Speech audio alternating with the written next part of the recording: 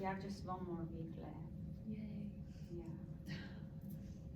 Summer is coming. Okay, so as I mentioned before, we have just one chapter remaining, chapter 17, and we are talking about test of significance in this chapter.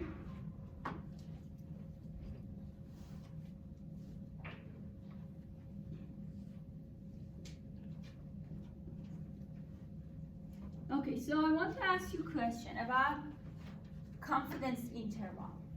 Why did we calculate confidence interval? What was the purpose of calculating confidence interval?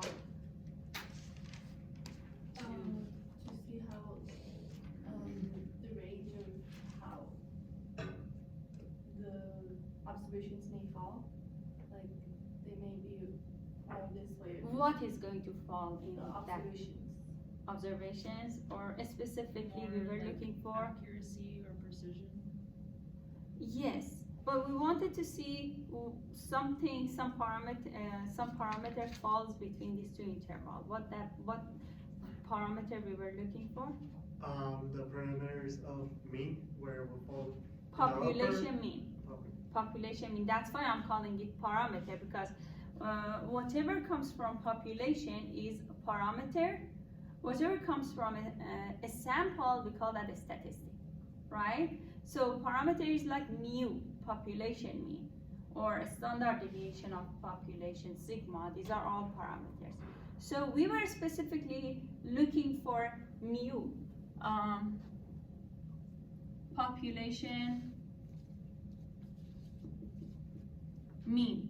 We were trying to estimate that, and we found we could find lower boundary and upper boundary, and we would say with this much confidence, population mean falls between these two values, right? And then yes, we could talk about precision and accuracy, what kind of level of significance we choose to make it more accurate or more precise, right? Okay, so that was confidence interval. We used confidence interval to estimate the population mean. So now we use test of significance to again kind of estimate population mean.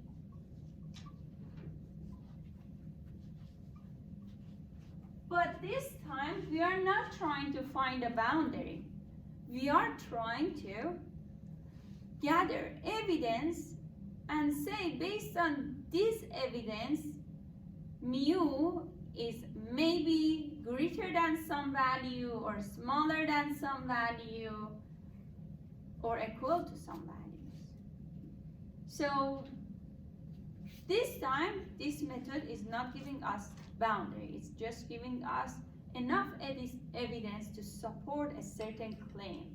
Our claim can be the mean of population, age of a student at UNM is greater than 18 years old or less than 30 years old, something like that. So we want to see, based on the evidence we have, if we can support a claim or we cannot support a claim, right?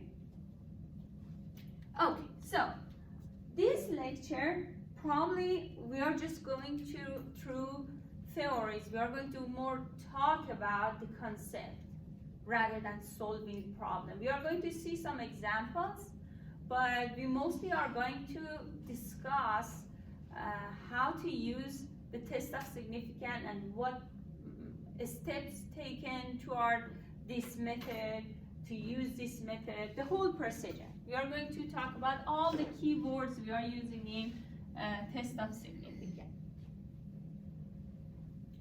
Okay, so we are going to talk about the reasoning of test of significance, then we are going to state the hypothesis. We are going to talk about what hypothesis is. We talk about p-value and statistical significance, test the statistic, and then we test and find the population mean. Then we talk about significance from a table. Okay, so statistical inference. As I mentioned, as I just explained, this is another method to estimate the population parameter. So what was the statistical significance? The statistical significance says we can get the information from sample to be able to estimate the values in population, to give an estimate of population information. So we will infer about population from sample data, right?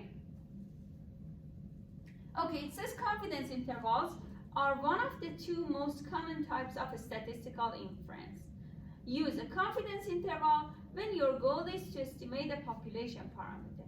The second common type of inference is called test of significance, has a different goal to assess the evidence provided by data about some claim concerning about population. Okay, so now specifically what is test of significance? We want to compare the observed data with the claim, and we want to see how accurate the claim can be based on our evidence. And then there are some difficult vocabulary here, but the idea is simple. It's a basic idea that says how, if we gather information, how certain we can be about the information. If the information or if the observed data happened rarely by chance, or we have enough evidence to say, no, this really happened based on our evidence. We have a strong evidence. So either we have a big evidence for something to happen, or we have a strong evidence to say, oh, this thing really happened. It was not by chance. Okay, so it says a test of significance is a formal procedure for comparing observed data with a claim. And this claim is called hypothesis. We are going to explain hypothesis in more detail in next slides. So it says comparing observed data with a claim, the truth of which we want to assess. Significance tests use an elaborated vocabulary, but the idea is simple. It says an outcome that would rarely happen if a claim were true is good evidence that the claim is not true. Okay. So next, this is an example that we will see this kind of example a lot in this chapter. It says a principal at a certain school claims that the students in his school are above average intelligence. The average intelligence is 100. So when he says above average intelligence, he's talking about the population intelligence. So he's talking about the average intelligence mu in the population. And he is saying that his students' average intelligence is bigger than this 100. So it says assume that the IQ score is normally distributed with a known standard deviation of 15. A random sample of 30 students' IQ score have a mean score of 112. So we are using a sample of 30 students to get the information like the average of IQ in the sample, and then we will use this information to support his evidence, or we say no, we don't have enough evidence to support his claim, right? So support his claim, yeah. So we are trying to support his claim or find enough evidence against his claim. What was his claim? His claim was that the average IQ in his school is greater than the population, the whole population average, which is 100. Okay, so It says, is there sufficient evidence to support principal's claim? How can we support this claim? How can we reject this claim? Do we have enough evidence for rejecting or supporting these kinds of claims? So we use test of significance to answer this kind of questions. So this is this sort of example you will see in this chapter, many of this kind of example, and you have to use test of significance to find enough evidence against or for some claim. Okay, so next. This is another example. It says artificial sweeteners in colas gradually lose their sweetness over time. Manufacturer tests for loss of sweetness on a scale of -10 to 10, with negative scores corresponding to gain of sweetness and positive for loss of sweetness. It says suppose we know that for any cola, the sweetness loss score vary from taster to taster according to a normal distribution with a standard deviation of 1. The mean mu for all taster measure loss of sweetness and is different for different colas. And then it says here are the sweetness losses for colas currently on the market. So they have a sample of 10 trained taster. And again, the negative scale means gain in sweetness and positive means loss of sweetness. It says the average sweetness loss is given by the sample mean x bar, 0.3. So out of this, if they calculate the sample mean, they are going to get 0.3. But they are not sure if this 0.3 means the gain of sweetness or it's a loss of sweetness. So they have to use test of significance to see if the claim what was the claim? The claim was the cola will lose their sweetness over time, right? That is the claim. So they want to see if they have enough evidence based on this sample, if they have enough evidence to support that claim or reject that claim. So in test of significance, the main part is finding that claim, and then the other part is finding enough evidence. Means from sample, from all the information you have to either support or reject that claim. Okay, it says that most taster found a loss of sweetness, but the losses are small. And 2 tasters thought the cola gained sweetness. Are these data good evidence that the cola lost sweetness in storage? So there are some steps. It says we make a claim and ask whether the data give evidence against it. Again, the claim was the cola will lose their sweetness over time, right? And then it says we seek evidence that there is a sweetness loss. So the claim we test is that there is not a loss. So usually what we do, we have 2 claims.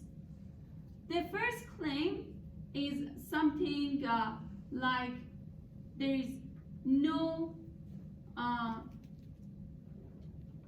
difference. There is no change. And in this case, they are saying there is no loss of sweetness.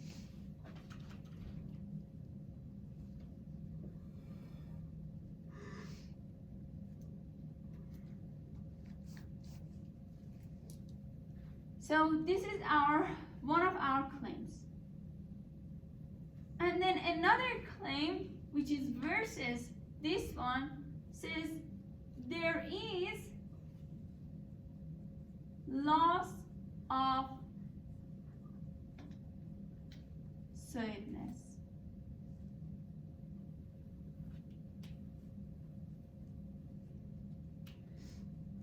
So we call this hypothesis.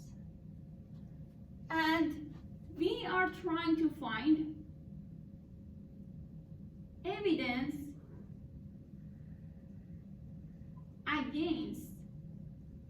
this one, and we are trying to find evidence for this one. So in this case, says mean loss is 0 because there is a claim of no difference. So if we say mean loss of sweetness is equal 0, means it's neither positive or negative, neither gain of sweetness or nor loss, right? So that's why we have always, when we are talking about the claim of no difference or no change, we have equality to some value. Means no more than that value, no less than that value. Means there is no change. But on the other hand, we have loss of sweetness. So what was loss of sweetness? Positive value or negative values? Negative means loss of sweetness. It says negative scale means gain in sweetness. Positive scale means loss in sweetness. So means if a scale is higher, means there was higher loss of sweetness, right? So for example, this one in our case, in case of sweetness, will be average sweetness scale will be greater than 0 versus the claim of no difference, no change. And then we can use the information they provided us and connect that with the knowledge in the past. For example, if they gave us the standard deviation of the population or these sweetness scales, and if they had a sample size, we can rely on our information from the past. What is the standard deviation of sample mean? What is this kind of what's that information? We add them together, we put all them together to support our claim, or we don't have enough evidence to support that. So based on all the information we have, we can support or reject the claim. Well, we say reject, but we should not say reject because we never are very sure about the claim, our kind of strength of our evidence. We never can say we are 100% sure we are rejecting this. We are 100% sure we are supporting this. We just can say we have enough evidence that this may be true or this may be true. Okay, so now let's talk about hypothesis test more. So it says a significant test starts with a careful statement of the claims we want to compare. The claim tested by a statistical test is called null hypothesis.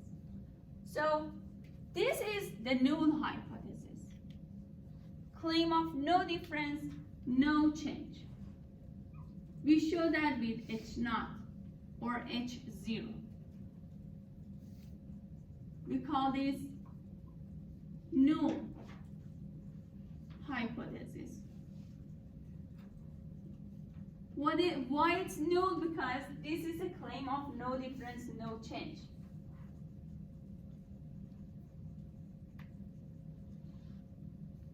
So we are trying to get the evidence against the null hypothesis.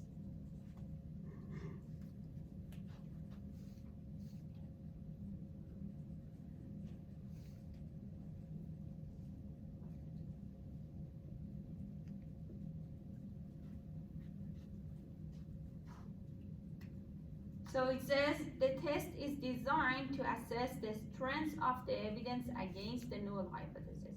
So you hear that we have test.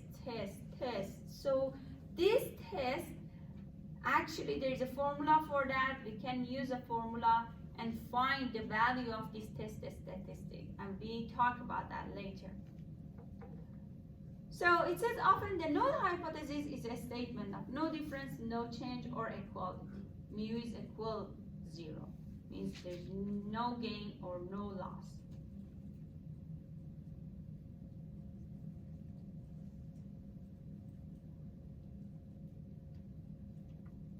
And then we have another part of our hypothesis test.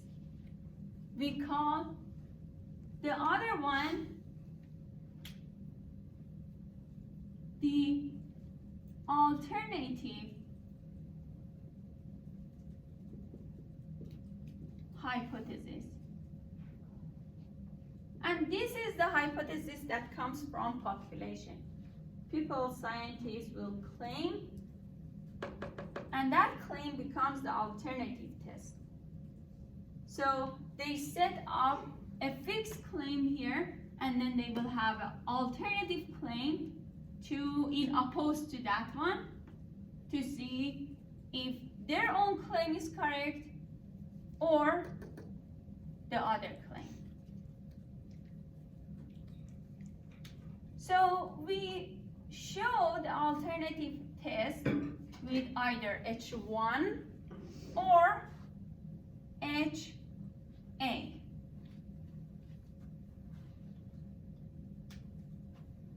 So either of these notation is correct. Either H1 or HA. And this alternative is the one that we are trying to find the evidence for.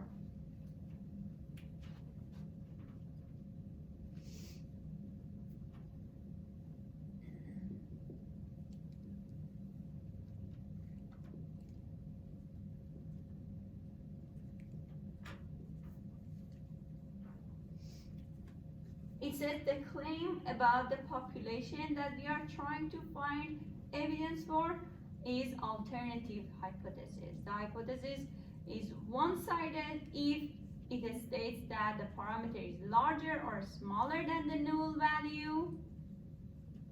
And then it says it's two-sided if it states that the parameter is different from the null value.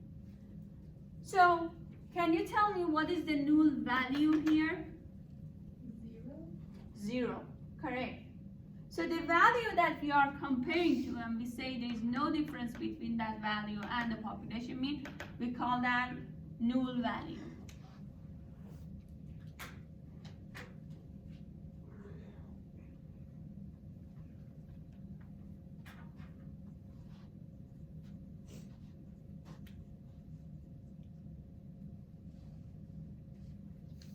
And then alternative test hypothesis can be can be either two-sided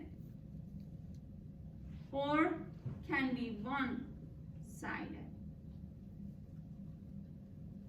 So if it is a one-sided alternative,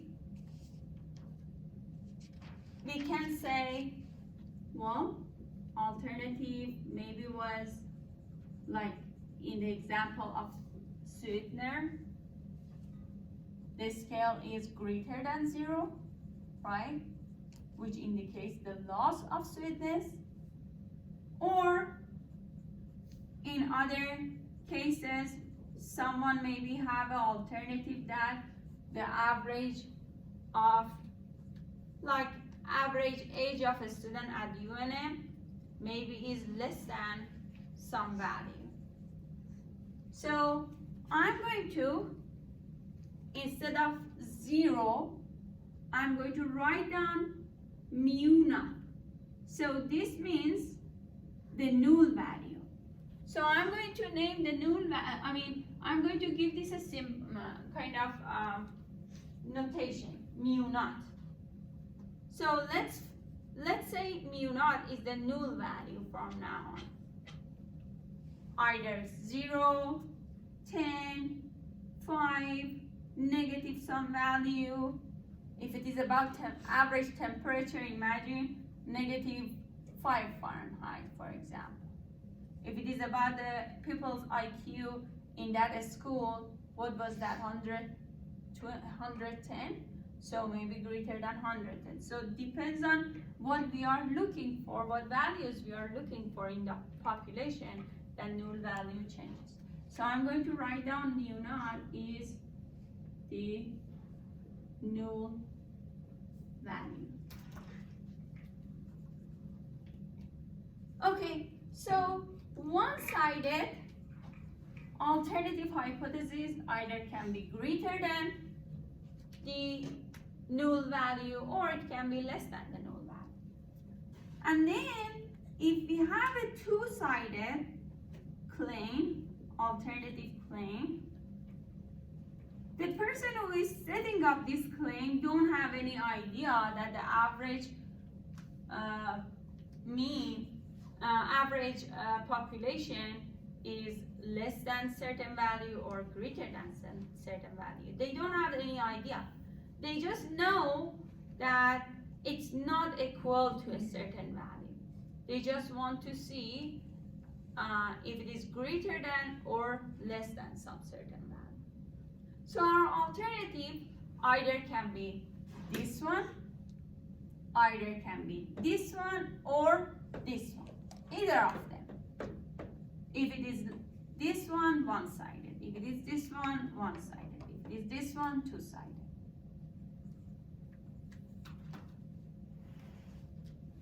So usually when we set up our hypothesis in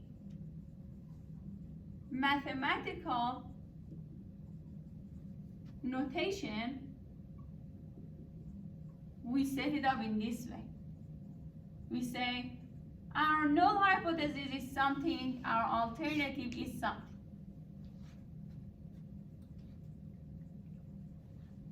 Our null hypothesis is always mu equal a null value, always, because null hypothesis is the hypothesis of no difference, no change, and equality. So we know and set this up to average equal to some null value. And then alternative could be something like this.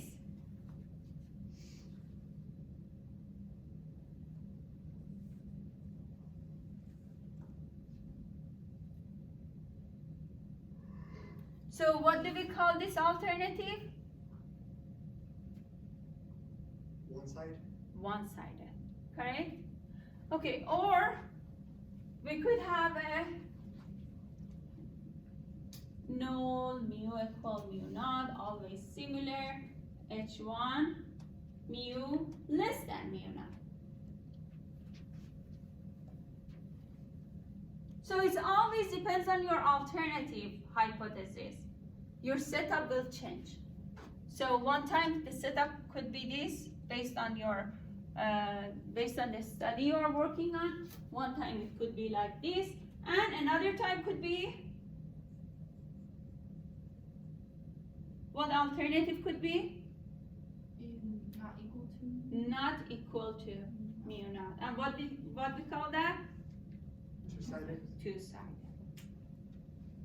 We need to know this because based on two-sided and one-sided, the statistical test that we are choosing and the p-value that we are calculating will change.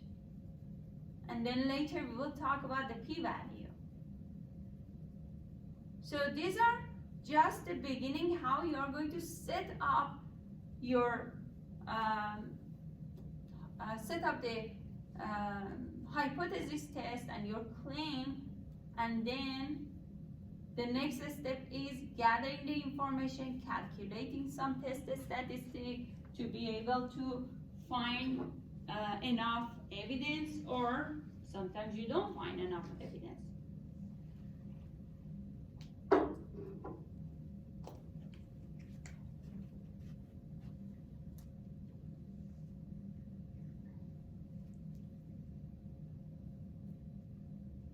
Okay, it says stating hypothesis. In the sweetness example, our hypotheses are mu equals 0, means there is no change in sweetness, and then mu greater than 0 means if the average they find is greater than, is a positive scale, means we had a loss of sweetness. I broke something.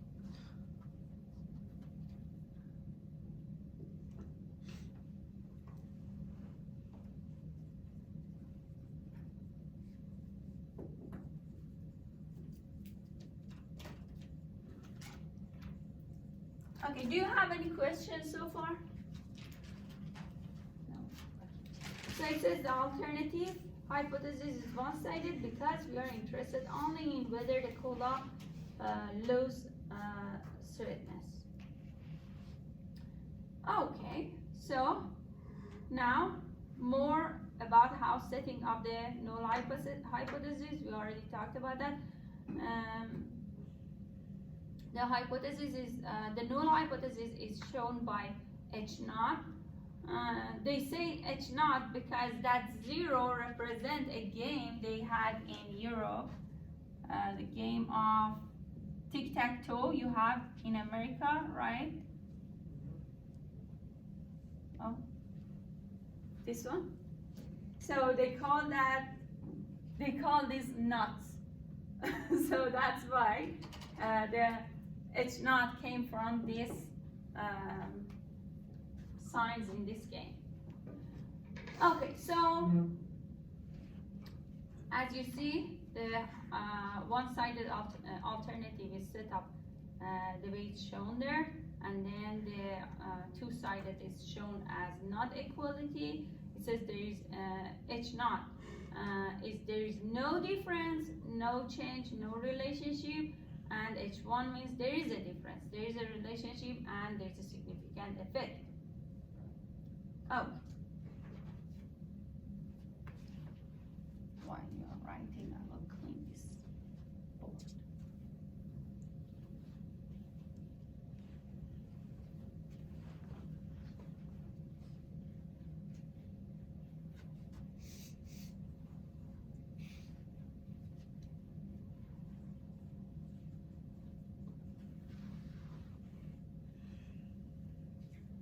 Okay, so now you should definitely know which one is which.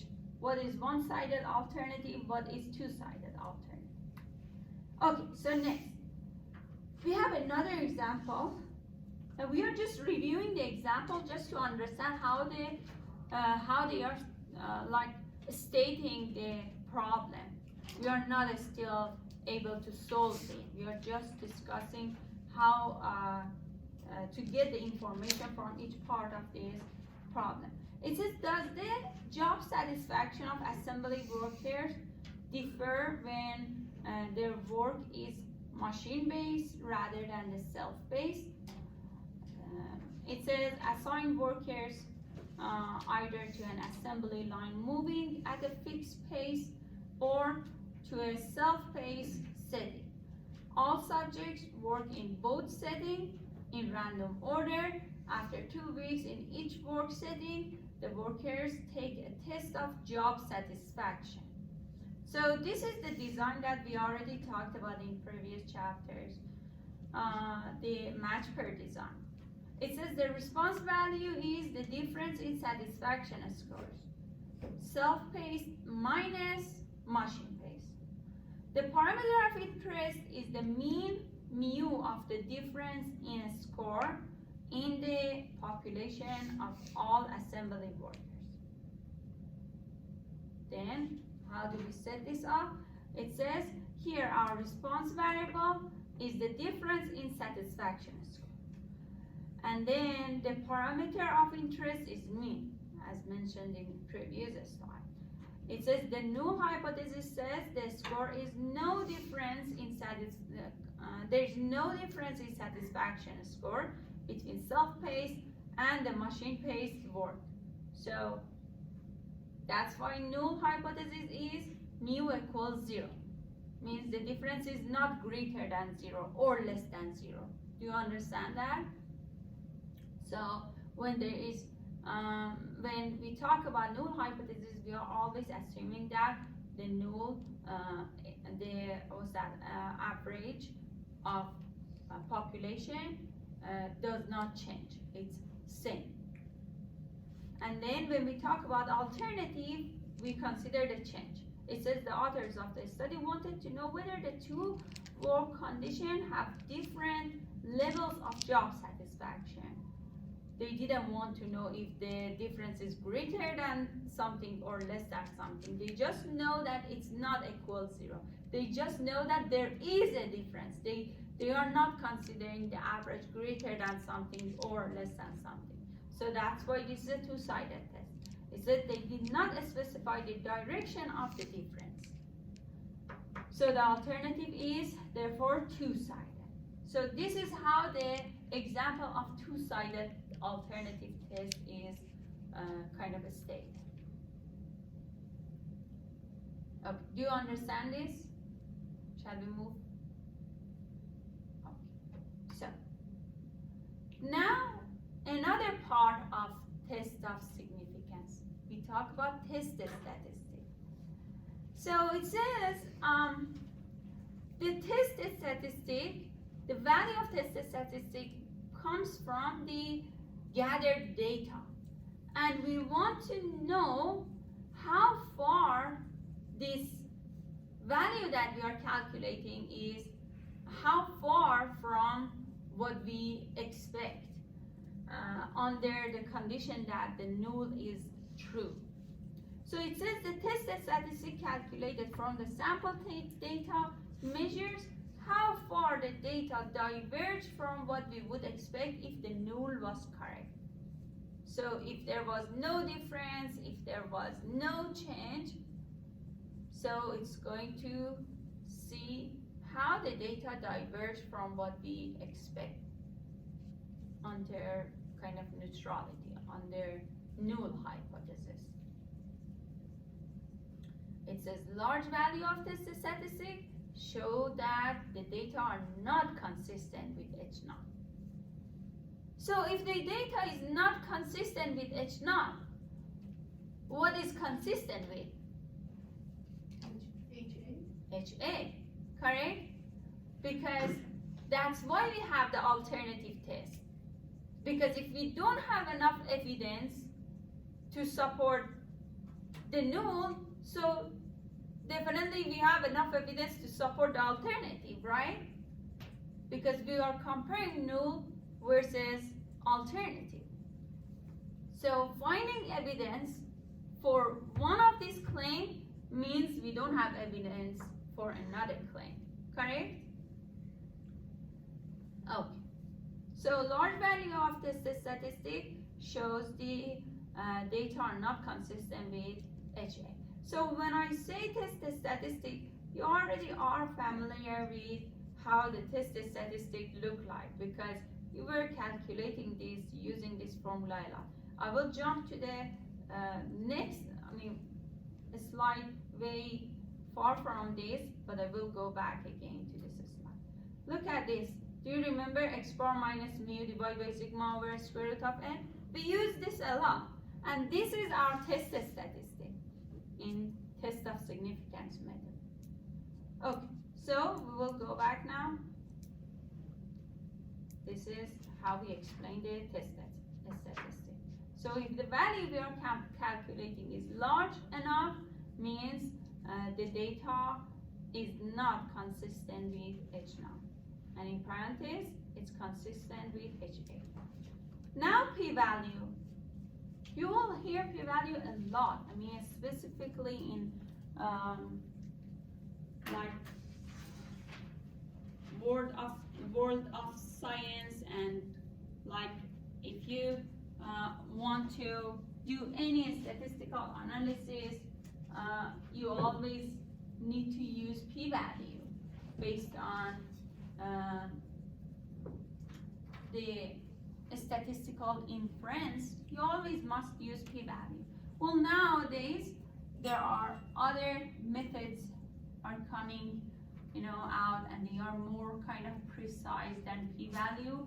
But p-value was almost the first kind of methods or probability came out to help us to like solve the statistical analysis problem.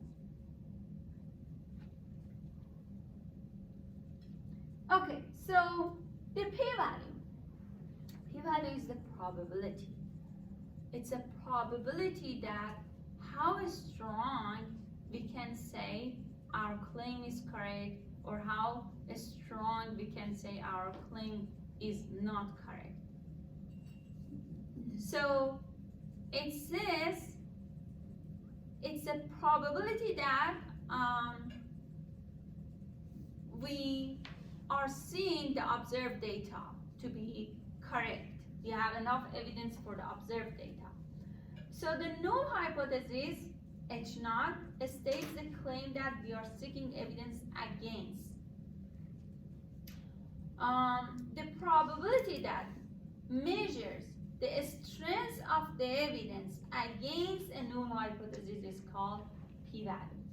So p-value always assumes that under the null condition, under the neutrality, how strong we can be against the null hypothesis, if the null hypothesis was true, if it was correct. So a p-value measures the probability of obtaining the observed result, assuming that the null is correct. The probability computed assuming H0 is true, that the statistic would take a value as extreme as or more extreme than the one actually observed is called p-value. So we saw in previous slide, to be able to have enough evidence against H0, the tested statistic must be large enough. So here also saying that the probability computed assuming H0 is true, that the statistic would take a value as extreme as or more extreme than the one actually observed. Okay, so then when we calculate p-value, there is actually a way to calculate p-value. Then we have to discuss based on the p-value to say how small p-value is, how big p-value is, how strong p-value is. Do you understand? So whenever the p-value, it's a probability, right? Do you remember probability always should be a number between, do you remember, between two values? What are the? 1 and -1. Oh, that was correlation. 0 and 1. 0 and 1. Probability must be always between 0 and 1. If the probability is number greater than 1, means you did something wrong. It's not correct. And probability never can be a negative number. Means in a word, in a whole word, when we are saying if probability of something is negative, means what? If it is 0, means that thing doesn't happen, right? How you can define a negative probability? We are unable to define it. So probability is either 0 or a value less than 1, between 0 and 1. So p-value, a small p-value, and then I'm saying p-value is a probability, right? So a small p-value says we can reject the null hypothesis. So when I say we can reject the null hypothesis, means we don't have enough evidence. Actually, sorry. We have enough evidence against H0. because we said we are trying to find evidence against H naught, right? So small p-value is good. We are finding enough evidence against H naught, right? Because we said our aim is to find evidence against H naught. And then when we reject H naught, means we have enough evidence against H naught. So now what happens if we have enough evidence against H naught, or if we can reject the null, so what is going to be opposite of that? We can accept the alternate hypothesis. Alternate, very good, correct. But we usually don't say we can accept. In a statistical word, we never say we accept. We say either we reject or we cannot reject. Because I said we never have enough power to accept some claim. We just say we cannot reject it or we can reject it. But we are not 100% sure to that point to say, oh, this is completely true, right? So if we can reject the null, so we cannot reject the alternative.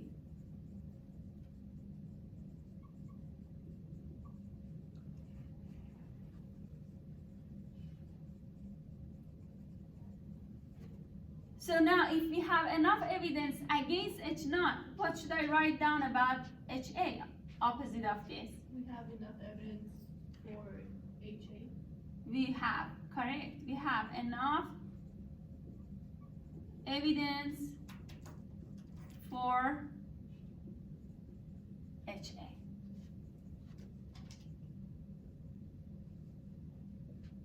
Good?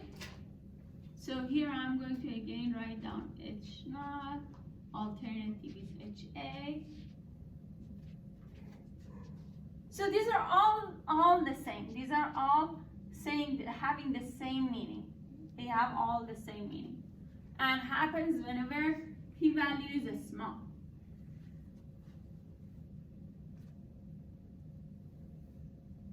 And when I say p-value is small, we say p-value less than or equal alpha.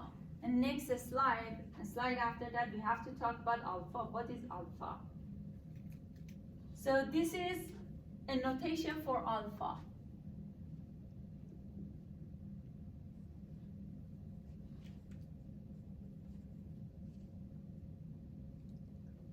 That is like a smallest probability. That is a boundary for us.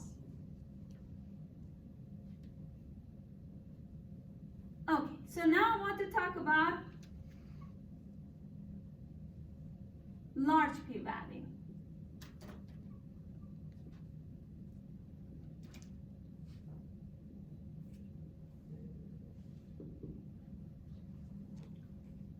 So in a case of a small p-value, I said we can reject the null hypothesis. In a case of large p-value, we say we cannot reject the null hypothesis. So if p-value is small, we can reject the null. We have enough evidence against it. But when p-value is large, we cannot reject the null hypothesis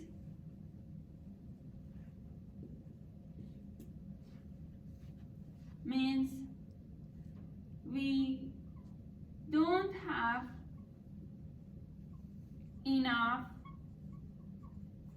evidence against H naught.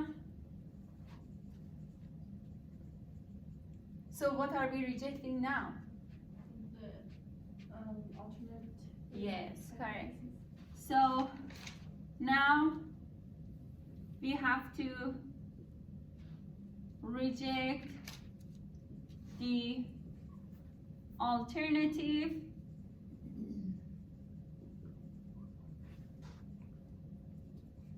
HA means we don't have enough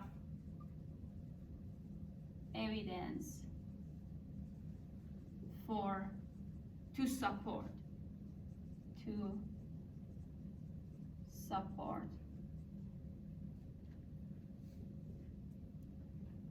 HA.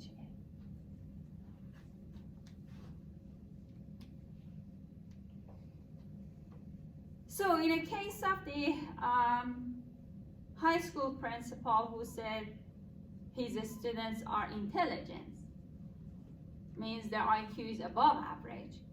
If we have a small value, what that means? We can accept the alternative. We So can we can accept that it is true that students have a higher average intelligence. higher intelligence. It's possible his student have higher intelligence because in the case of a small p-value, we have enough evidence to support his claim, principal's claim. Alternative is the principal's claim, right? So he may be right. We have enough evidence to support his claim, right?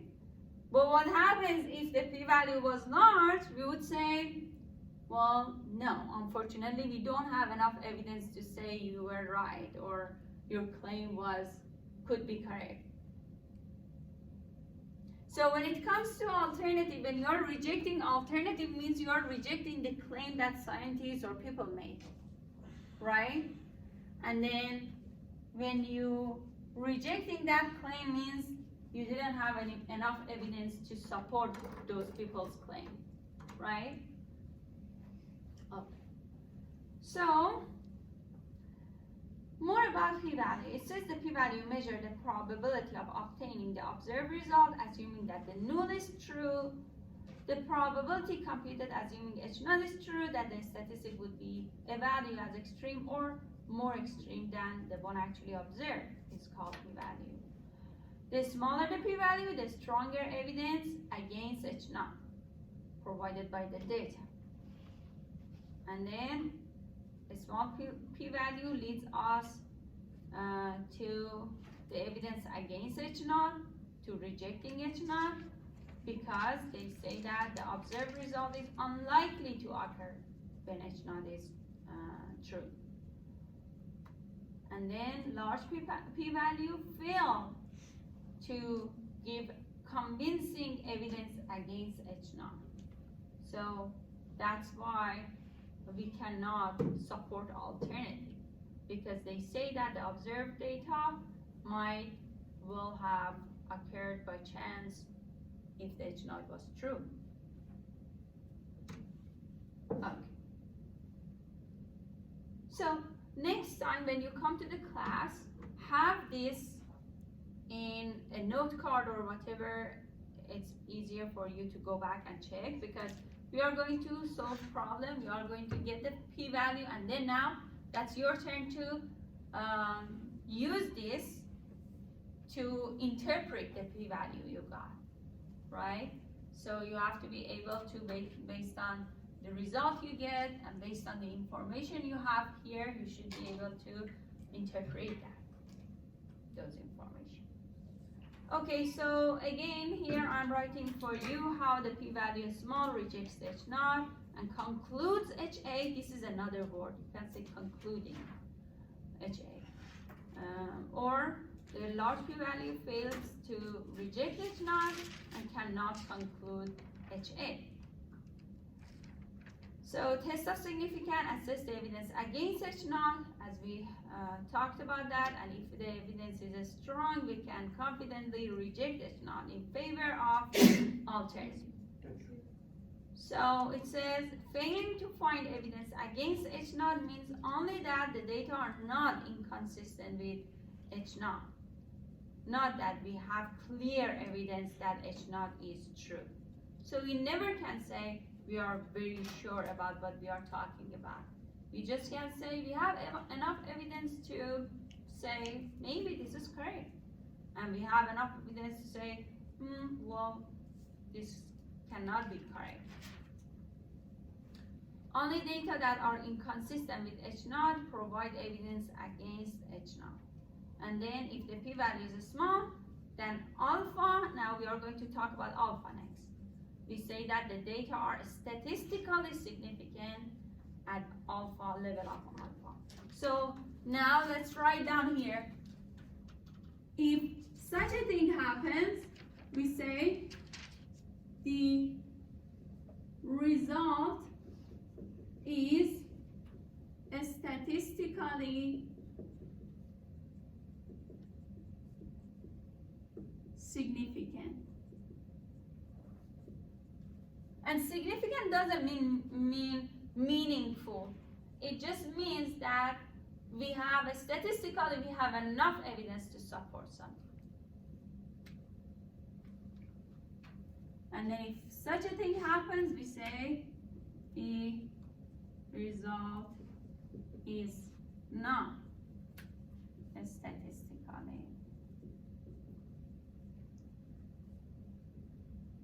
significant.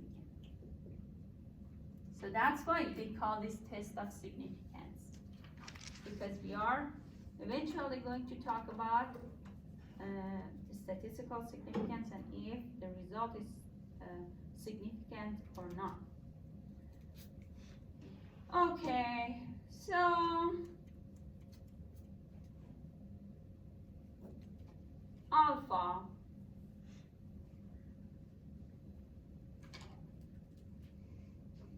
So alpha is the significance level. So as I said, that's like a cutoff value that you can compare your p-value with.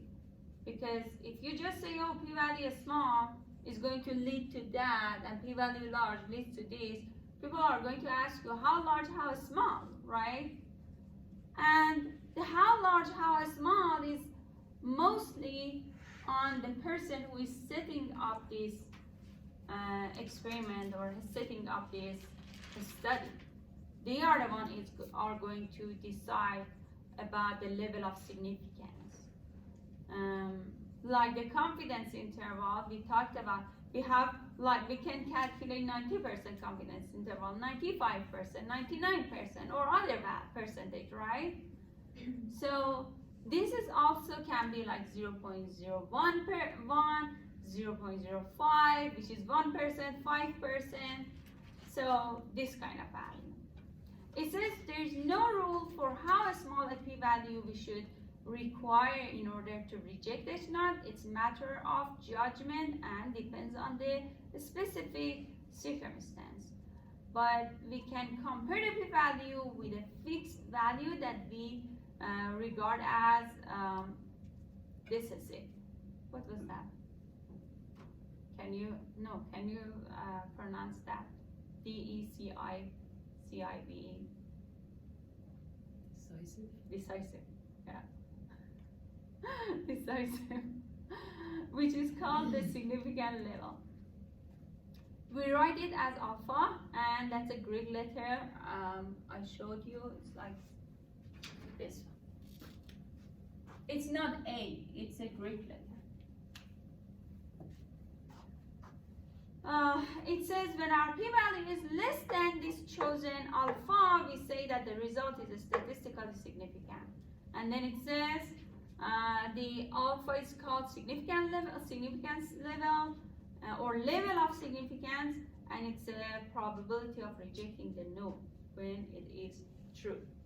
Because when we talk about p-value, we say it's a probability assuming that null hypothesis is true. So this is also the probability that of rejecting the null when null is true. Okay. And here are the steps that we are taking to our solving the test of significance. This is the 4-step process. State what is the practical question that requires a statistical test. So we should understand the question. Then we plan. It says identify the parameter. State both the null and alternative hypothesis. So when it says state the both null and alternative hypothesis, means we want a mathematical representation of the hypothesis. What is H naught? What is HA? And then choose the type of test that fits your situation. It says carry out the test in 3 phases. 1, check the condition for the test you plan to use. Calculate the test statistic. Find the p-value.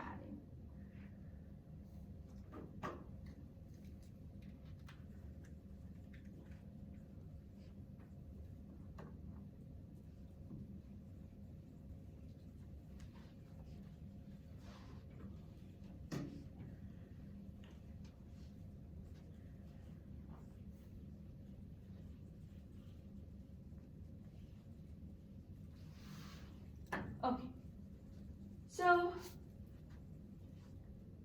if I want to write down the steps of solving problem, test of significant problem, so you will read the question to find the claims.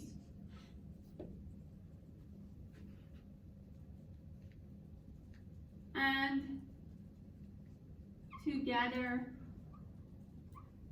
the other information.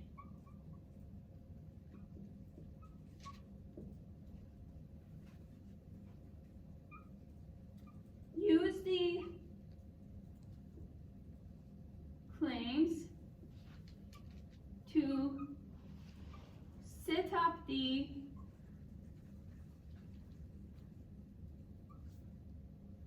hypothesis.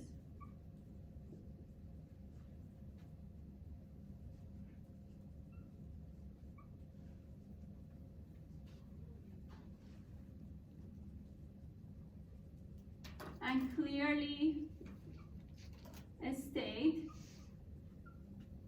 the null hypothesis and so the null hypothesis is H naught and the alternative hypothesis.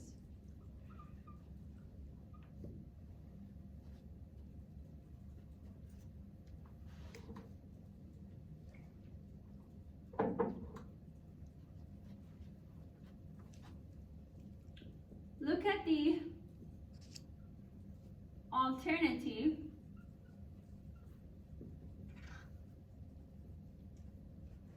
This is HA. Alternative hypothesis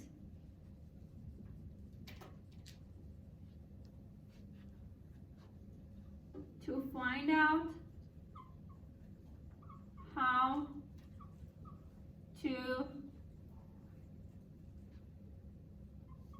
set up the p-value. So this means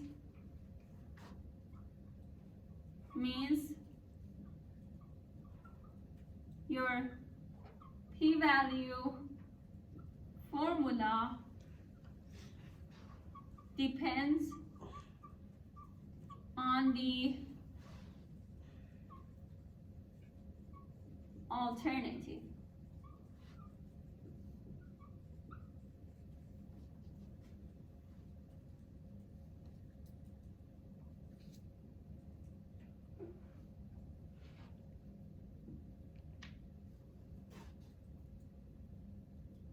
Calculate the test statistic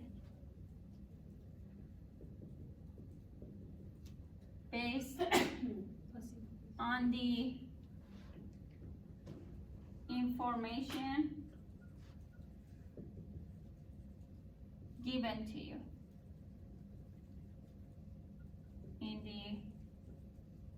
question.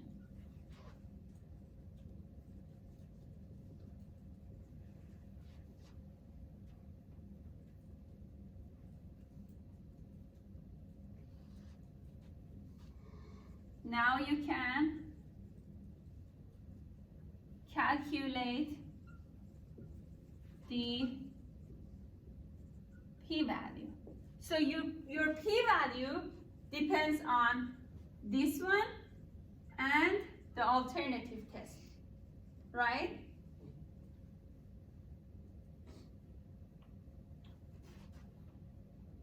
Then lastly, compare the p-value with alpha, level of significance,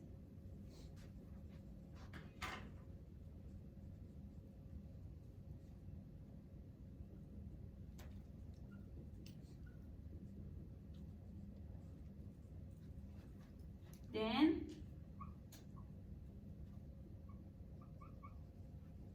based on a small or large p-value,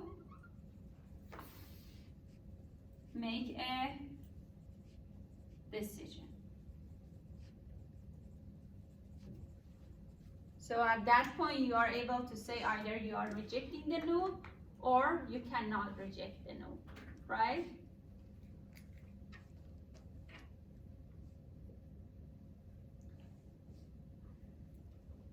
Okay, so next time we are going to go through the formula for test statistic, how we calculate the p-value, how we use all this information to solve a problem and interpret a problem based on this.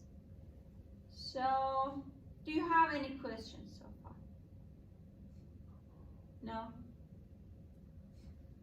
Okay, so please, as I mentioned, write down these steps somewhere that you can, easily go back and see, look at it, and also the p-value, small p-value, how to interpret that, large p-value, how to interpret that. So next time we are going to use all these informations to solve